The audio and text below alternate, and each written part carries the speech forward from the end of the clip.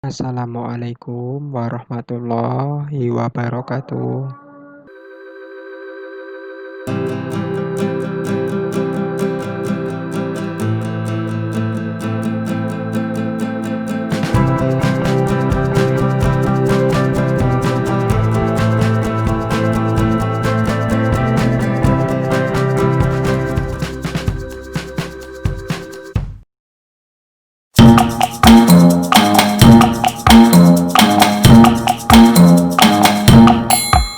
Baik teman-teman, untuk kali ini saya akan membagikan bagaimana caranya kita bisa menambah RAM dengan biaya yang hemat.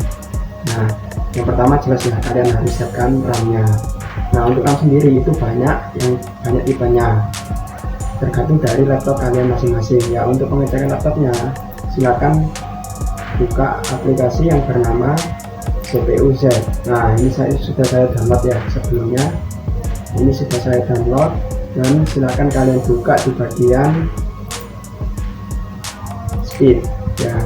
Di speed silakan kalian cari RAM kalian di slot mana RAM originalnya ya. Yang pertama memang kita harus mengetahui RAM dari laptop kita sendiri, yang orinya itu RAM yang model gimana. Nah, di sini terdeteksi ya DDR3. Nah, berarti RAM ini menggunakan tipe DDR3 dengan besaran 2 MB atau 2 GB. Untuk tegangannya yaitu 1,35. Nah, poin yang paling penting yaitu ini ya, DDR3 sama 1,35, itu yang penting, sama ukuran ya ini. Nah, kemudian untuk yang 1,35 ini merupakan DDR3L. L singkatan dari low voltage ya. Kalau semisal voltage-nya ini 1,5, kalian pilihnya yang DDR3, jangan DDR3L. Nanti di laptop kalian bakalan nggak cocok kalau semisal kalian pilihnya yang DDR3L. Jadi kalian melihat tipe RAM kalian itu dari aplikasi CPU Z. Nah, ini ya ada 1,35. Berarti saya harus membeli RAM berarti saya harus membeli RAM DDR3L. Untuk besarannya itu terserah dari kalian masing-masing mau nambah RAM berapa juga ya. Untuk menambah RAM itu terkadang nggak semua laptop bisa ditambah. Kalau punya saya kan ini ada dua slot ya, slot 1 masih kosong ya, masih kosong. Slot 2 ada 2 GB, saya pasang chip yang 2 GB RAM, dan slot 1 kosong. Nah, ini terserah saya mau saya isi 8 GB, mau saya isi 16 GB, terserah ya, tergantung budget masing-masing ya. Yang jelas semakin tinggi ukuran RAM maka akan semakin mahal. Kemudian yang perlu kalian cek lagi yaitu silakan kalian buka Explorer ya, klik kanan pada ini ya, disk PC. Silakan kalian klik kanan, kemudian Properties. Nah, di sini akan terlihat tipe Windows kalian. Di sini juga terlihat RAM-nya ya, 2 GB.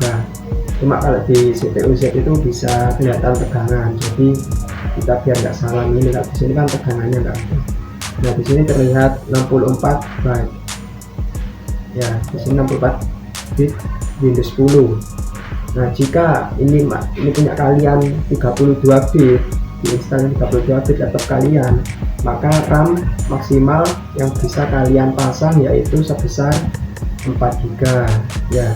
Kalau semisal kalian pasang 8 GB, Windows tidak akan mampu mendeteksi, hanya mampu mendeteksi maksimal 4 GB karena Windows kalian versi 32 bit. Nah, kalau punya saya ini 64, berarti saya bisa menginstal atau menambah RAM di atas 4 GB. Nah, begitu ya, maksudnya total RAM ya, bukan misal saya nambahnya 4 GB otomatis 6 GB, berarti saya harus 64 bit itu. Kalau saya nambahnya cuma 2 GB, total 4 GB, berarti cukup 32 bit saja. Oh ya, untuk kalian yang laptop, sekedar informasi saja ya, untuk kalian yang laptop RAM 4 GB atau 4 GB ke bawah seperti punya saya ini, lebih baik diinstal yang 32 bit. 32 bit itu menurut saya lebih enteng ya daripada yang 64. Nah ini kenapa saya install 64, karena memang saya ingin tambah RAM. Nah silahkan kalian cari di online, banyak sekali beragam RAM bermacam harga, mulai dari 150 itu ada, 160 lah, tapi barang impor, yang jelas itu barang KW ya. Saya sendiri sudah membeli RAM ini ya. Nah mungkin dari kalian sudah pernah melihat RAM ini di online. Nah ini saya beli ori ya, seharga 300 berapa ya, 320 kalau nggak salah. Nah ini harganya 320, banyak sih, ini cuma ukurannya berapa ya, 4 GB ya, ini terlihat 4 GB. Nah di sini terlihat 4 GB. Sebenarnya banyak yang harga murah. Kenapa kok saya pilih yang 300.000? Karena saya ambil aman untuk yang ori saja, karena saya lihat di reviewnya itu banyak sekali RAM yang KW itu dibeli dengan harga murah, tapi reviewnya itu ada yang komplain, tapi kebanyakan nggak komplain. Tapi ya demi amannya ya, karena harganya ya selisihnya hampir 2 kali lipat menurut saya. Ini ori ya, Vegan ori ya, bisa dilihat di sini 4 GB. Saya beli yang 4 GB seharga 320. Nah ini tipe yang DDR3L, ini ya terlihat 1,35 volt, ini yang sebelah ini. Nah ini terlihat 1,35 volt.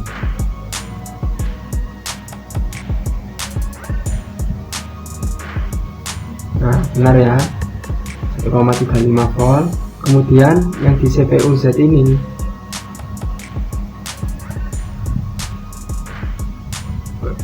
kembali ke CPU Z ya, silahkan kalian lihat max bandwidth dari RAM kalian juga. Ini 12.800 ya, PC3.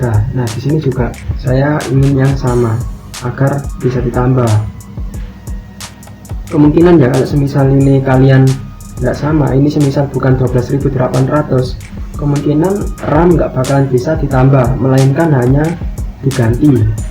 Jadi semisal saya beli ini tapi tipe ininya nggak sama, ini ya tipe ini 12.800 ini nggak sama seperti RAM ori saya, itu kemungkinan bakalan nggak bisa bersatu RAM-nya. Jadi kemungkinan hanya terdeteksi salah satu saja, mungkin di slot 1 atau di slot 2. Mereka nggak bisa gimana ya, nggak bisa nyatu karena memang beda bandwidth. Nah di sini terlihat ya sama. Kalau saya sih seperti itu, nanti kalau misal ada yang salah silahkan dikoreksi ya. Nah kemudian setelah mengetahui hal tersebut, kalian boleh membeli RAM-nya. Oh ya, sekedar informasi ya, untuk ciri-ciri RAM ori atau tidak, setelah saya cari di internet itu ada yang mengatakan kalau ori itu di sini ya terlihat di CPU Z. Nah di sini di speed itu terlihat manufacturernya. Mungkin manufacturer nggak terlihat, nggak apa-apa, yang penting ini part number sama serial number ini harus terlihat. Kalau KW itu biasanya 1, 2, 3 ini kosong, kemungkinan max bandwidth juga kosong, itu juga mungkin memori palsu ya, nggak mungkin sih, pasti itu pasti palsu. Oke, sekarang saatnya kita masuk ke tahap bagaimana cara pasang RAM-nya di laptop ya. Kita sudah pindah di meja servis ya, meja operasi lah istilahnya. Nah begini, sebelum kalian membongkar tutupnya ini, saya sarankan kalian harus melakukan cabut baterai ya. Silakan kalian cabut baterainya, silakan kalian tunggu minimal 30 detik ya. Silakan kalian cabut baterainya seperti ini ya, sudah nggak ada baterainya. Kemudian silakan kalian amati di tutup laptop ini ya, kemungkinan besar ya, berdasarkan pengalaman saya ketika membongkar laptop itu kebanyakan dari belakang. Ya memang ada yang dari depan maksudnya dari sini ya. Jadi dari depan itu maksudnya dari sini. Jadi kita harus membongkar keyboard sama touchpad ya. Tapi kemungkinan banyak laptop yang dari belakang, bukan dari depan. Yang dari depan itu yang pernah saya bongkar itu laptop Asus ya. Itu waktu itu rusak karena CPU-nya, prosesornya itu rusak waktu itu. Nah, jadi saya bongkarnya pertama bingung, saya lihat di belakang kok nggak bisa, ternyata di depan. Untuk lebih jelasnya kalian bisa cari di Google atau di YouTube ya, bagaimana membongkar laptop kalian, tipe kalian masing-masing ya. Oke, untuk membongkar laptop, sebenarnya ketika laptop kita sudah disediakan tempat RAM, itu nggak perlu membongkar semuanya. Terkadang di sini ada kotak seukuran segi panjang gini ya, persegi panjang. Nah, biasanya ada laptop yang seperti itu berarti pabriknya sudah menyediakan tempat RAM untuk mempermudah kita saat mau menambah RAM gitu. Tapi terkadang ada laptop yang harus membongkar. Nah, untuk laptop saya ini Lenovo G400S. Nah, itu harus dibongkar. Membongkarnya cukup mudah. Jika tipe kalian sama, kalian bisa mengikuti cara ini. Nah, di sini ada 2 baut di bagian bawah ya, tepat di bawah sini ada 2 baut. Yang pojok sini, sekitaran pojok itu nggak usah. Yang 2 di tengah itu silahkan kalian lepas. Kemudian dari sini silahkan kalian geser ke bawah. Nah, seperti ini ya.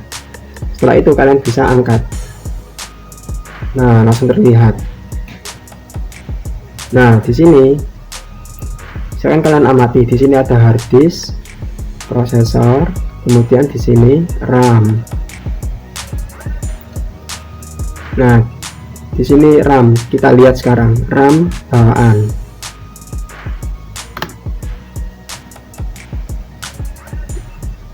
Nah, untuk RAM bawaan punya laptop saya, yaitu mereknya ini ya, bisa dilihat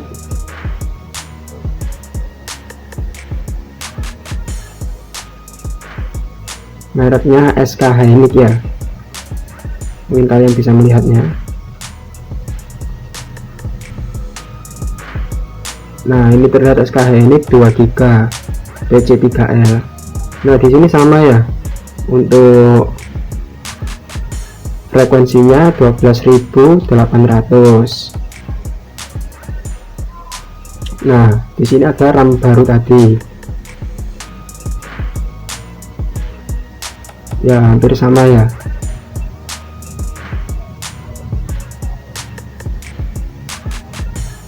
Nah, sekarang saya bongkar RAM yang baru ini.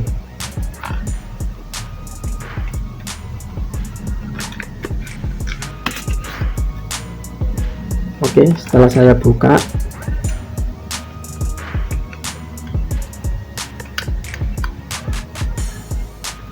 oh ya, untuk mengerjakan seperti ini itu usahakan kepala kalian jangan di atas proyek ini ya, nanti takutnya keringat netes atau apa gitu malah berantakan nanti ya. Soalnya ini rawan banget, terus pastikan tangan kalian kering, jangan berkeringat.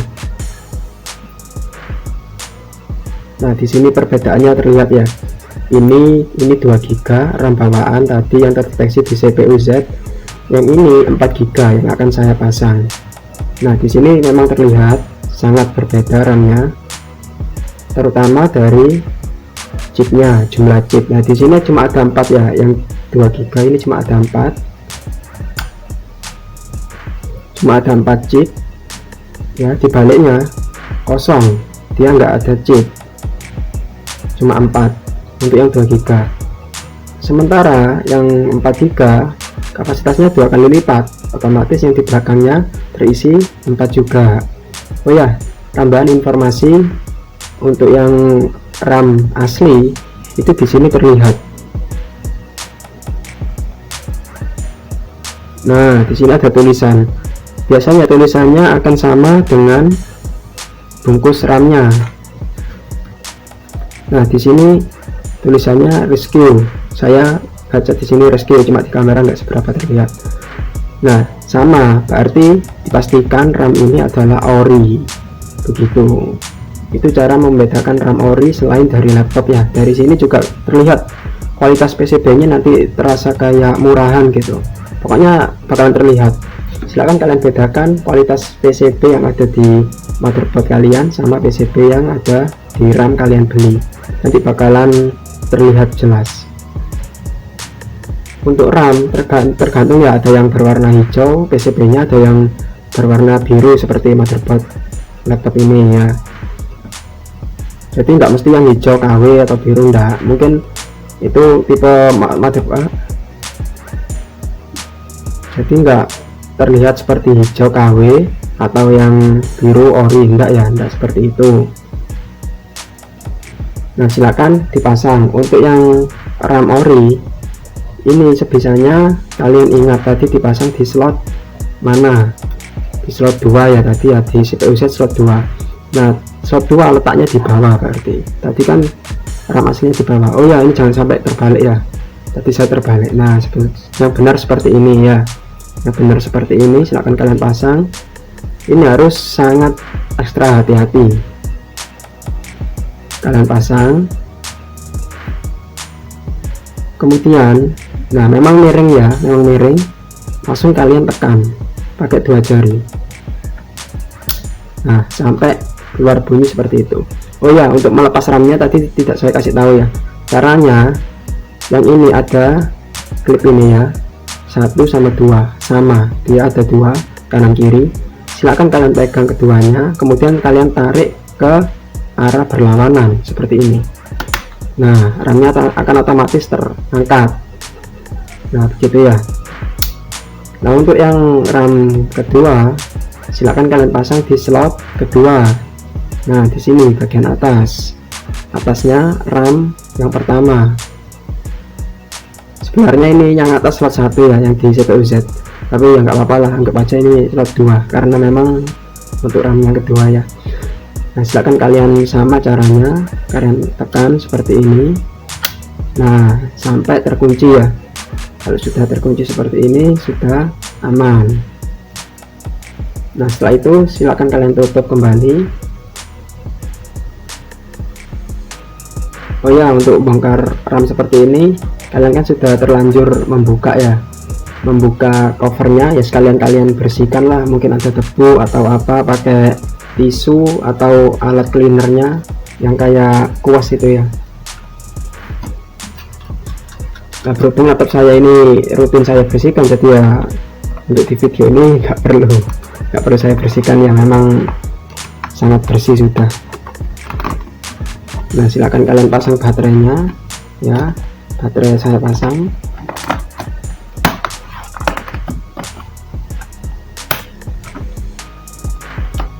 Ya, oke, laptop siap untuk digunakan. Oke, sekarang laptop sudah saya hidupkan. Kalian bisa langsung mengecek RAM kalian.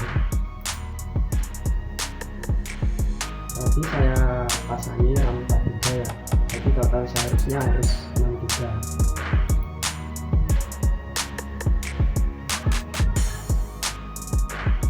Nah, akan kalian lihat RAM-nya berubah menjadi 6 GB. Coba sekarang kita cek di CPU Z.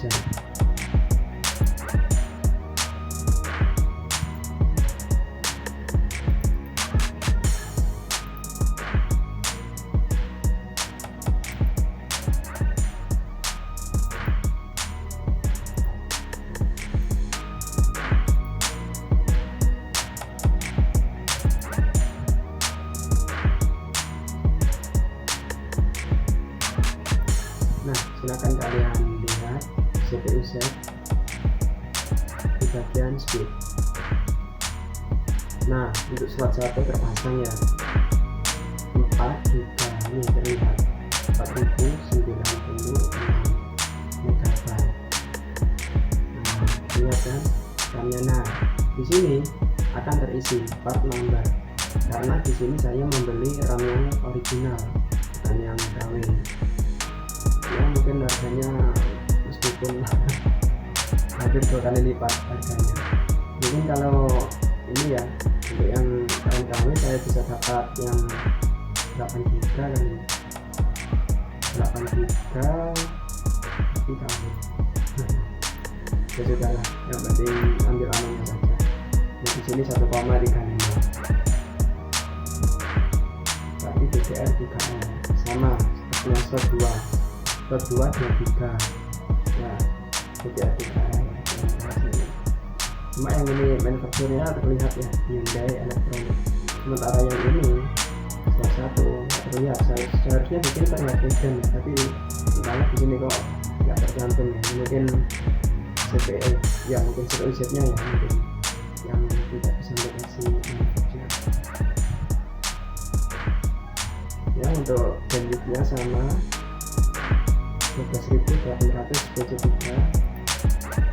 slot 2 juga sama. Ya saya sarankan kalian kalau membeli RAM di online itu kalian lihat di deskripsi ya, mungkin penjual akan menyantumkan bandwidth terus sama DDR 3L atau apa gitu. Ada yang DDR4 ya, ada yang DDR4. Tapi yang DDR4 itu menurut saya ya itu harganya relatif lebih mahal daripada yang DDR3. Nah mungkin sekian dulu ya tutorial untuk menambah RAM. Terima kasih dan jangan pernah takut untuk mencoba, karena jika kalian nambahnya di tukang servis itu berdasarkan pengalaman teman saya itu dipasang RAM yang KW. Nah, sementara dia bilangnya harganya 350. Nah sementara RAM KW itu di online ya, di online itu ada yang 170 kalau nggak salah ya, pokoknya 100an, nggak nyampe 200, itu 4 GB ya. 4 GB harga segitu itu aneh. Untuk yang ini aja 320 ya, mungkin kalian bisa membayangkan lah. Tapi untuk saya tanya ke teman itu aneh juga sih untuk yang RAM KW. Jadi kenapa saya bisa mendeteksi kalau RAM dia itu KW? Saya lihat bukan saya suruh dia lihat maksudnya ya, karena memang sedang bertemu karena ada social distancing, ada PSBB, kita nggak bisa bertemu. Jadi saya suruh dia melihat, dan di sini itu kosong semua. 3 ini kosong, di sini juga kosong. Itu RAM KW. Itu berdasarkan saya lihat di internet sih. Soalnya saya seperti ini juga nggak pernah belajar, jadi saya tidak untuk dapat mengetahui informasi seperti ini. Ya mungkin sekian dulu, semoga bermanfaat, dan jangan lupa ya klik like, comment, and share, subscribe. Terima kasih. Wassalamualaikum warahmatullahi wabarakatuh.